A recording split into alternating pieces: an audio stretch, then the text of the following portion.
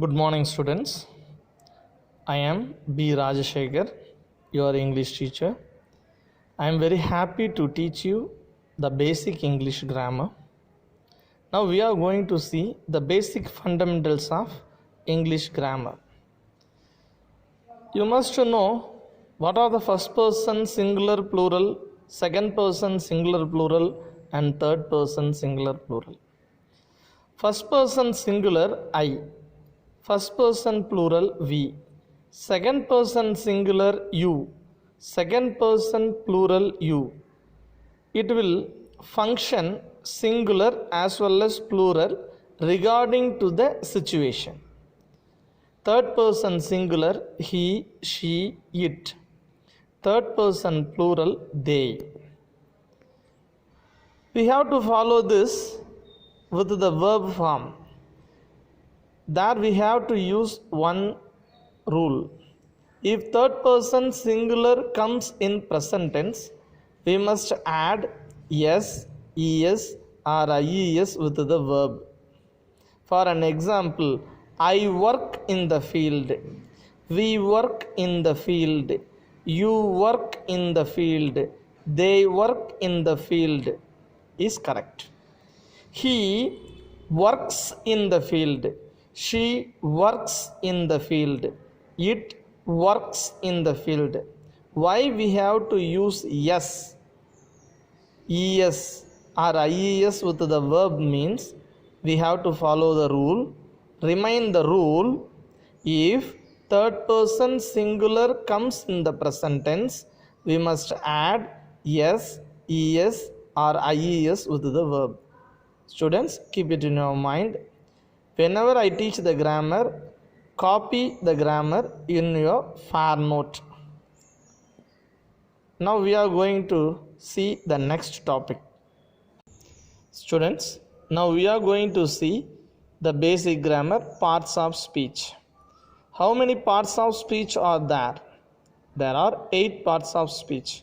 What are they? They are noun, pronoun, adjective, verb, adverb, preposition, conjunction, and interjection.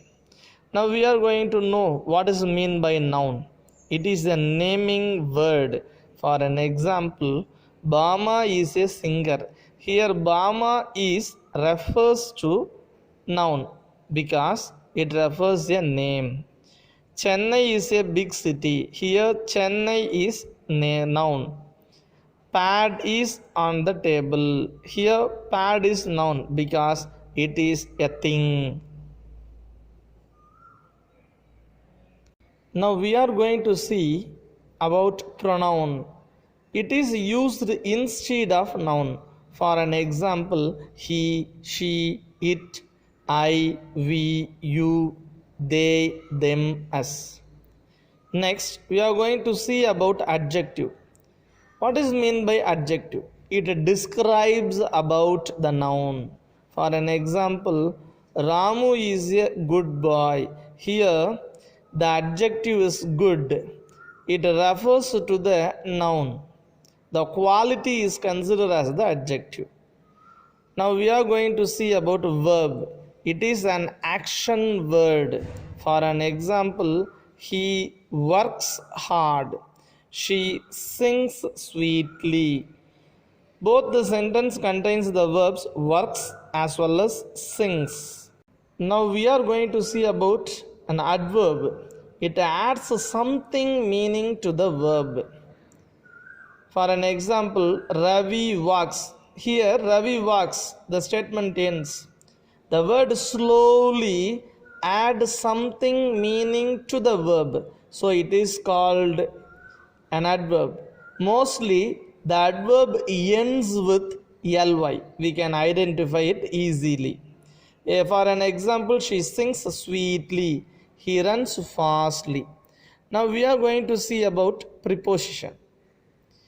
It indicates the relationship to a noun or a pronoun with the remaining part of the sentence. For an example, do not laugh at the poor.